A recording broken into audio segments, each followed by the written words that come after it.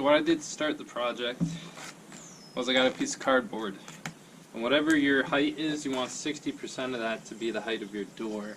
So if I'm going 18 inches high, my door is about 11 3/4. Went on to trace. That was my second step. Right here is my junk wood I got from pallets. Out of these, running the lengths, and then those running the widths. So this is what you want for those crossbeam supports underneath the earth oven. These aren't, the best 2x4s. So I'm going to grab a few of these. Spacers. So for each of the corners, I'm going to need a 4x4, which I got here. These I got from my uncle who was repairing a fence. We're going to have the 4x4s go into the corners, and they're going to stand upright. Then we're going to have these 2x8s and 2x10s stand on the upside of those. We're going to have our pallet pieces here run across. And we're going to have spacers in the middle, which we also got from our pallets. As you can see, some of them are in really poor condition. This one's cracked. So I'm going to want as many as I can.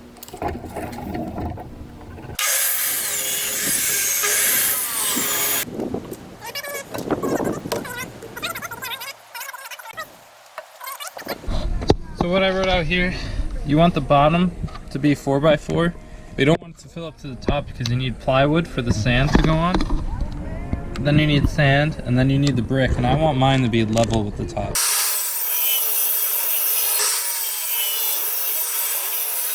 So this is what I got for my spacers. These are all 10-inch. These are all from the pallets that I recycled, along with this that I picked up off the side of the road. The only wood that I actually purchased in this setup is the 2x10s from Lowe's. So we got our frame out here. I got a helper, Christian, cousin. So what we did first was we dug the holes, and then we put our posts in. Now this was a very big learning project for me. We got it all in, and then I had Christian hold it and help me screw it all together. That probably could have been done better. We didn't have to do that down here. Then we leveled it all, and then we piled it in with some dirt. Again, if you want to make this really good, not on a budget, you could get cement, concrete.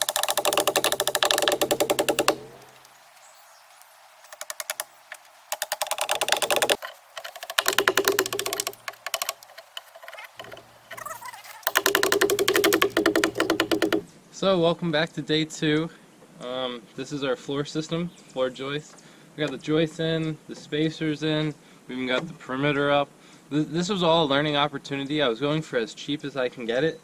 What I learned from this was that you can build the perimeter first, then brought it down here, then dug the holes, put in the 4x4s, raised it up, screwed it in. That would have been a lot easier. It's so hard to drive a nail or a screw in with only 10 inches of room. So I'm going to take some of these, which is going to help me build the form of the dome, which will be covered in sand. This is really just a placeholder. We got a good amount of sand, easy to dig through.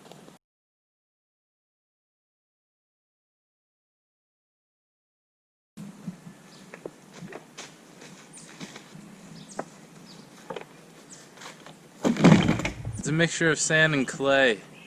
That's what I'm going for. I'll get that wet, and that's what will be the structure.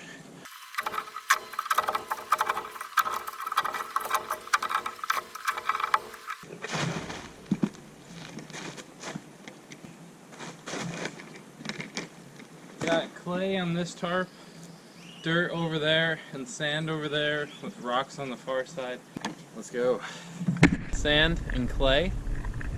This is usually above the soil. If I were to dip it in the water, it would simply turn to nothing. This is our clay soil. This is underneath the dirt. This is what I had to dig the hole for, and this is just wet. It's a bit heavier than the sand. It would sort of hold its structure there.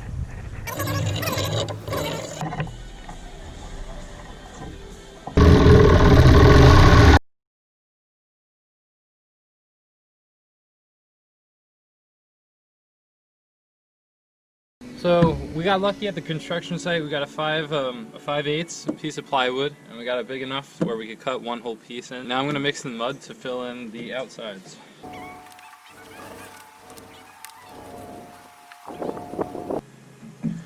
This is always best to do in a white shirt.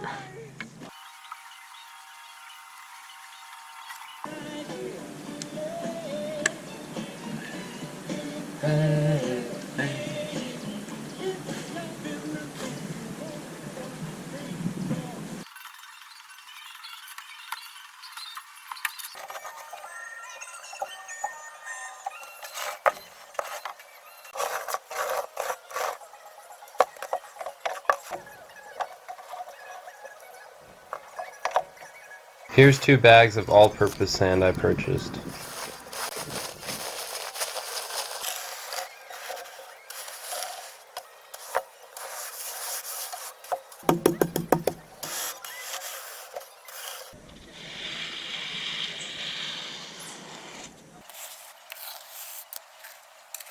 Marked center, and the 2 bricks combined are about 18 inches. So I went center, I went 9 over this way, 9 over that way to get my 18.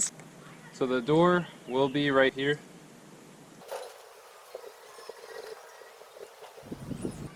So this is definitely a learning process. I had to buy more bricks because I miscalculated on the circumference area and the area of these bricks. I now have 1 extra. When I measured across, it came out exactly to 36. So I put extra on this side, but not up against the wall. I want to shove some clay in it.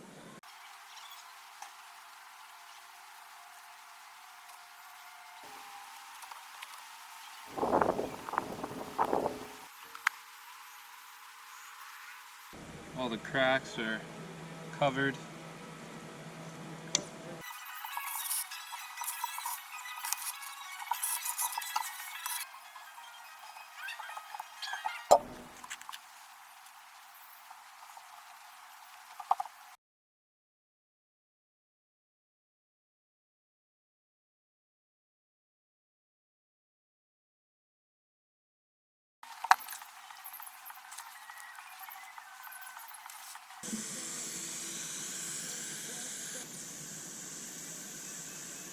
So here's my sand castle. I went around it with this.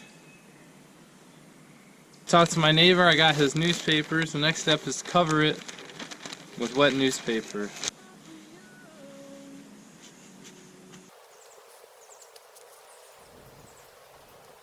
So thanks Tim for the newspaper.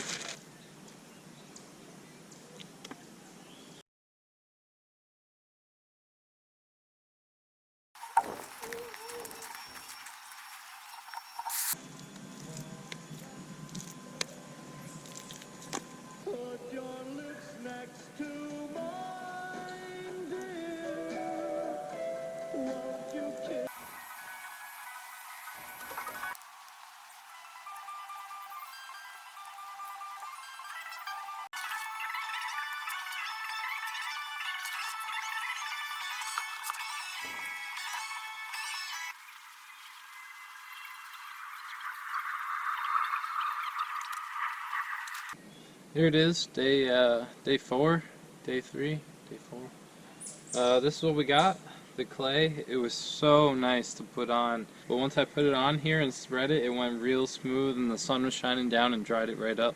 So that's not bad. This is the first layer. I'm going to let this dry overnight, even all day tomorrow. I'm going to see how it feels, and I'm going to put a second layer on it. The thermal mass is the most important part of the earth oven, because without the battery, without the mass, you're not going to have heat inside.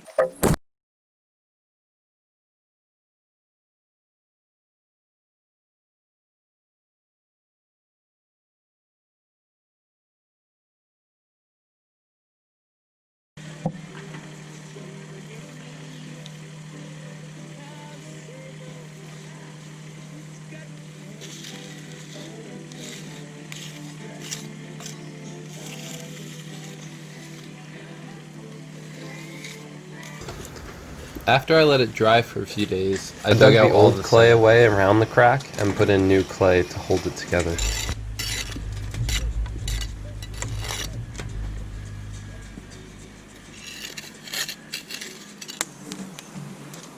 So this is my earth oven.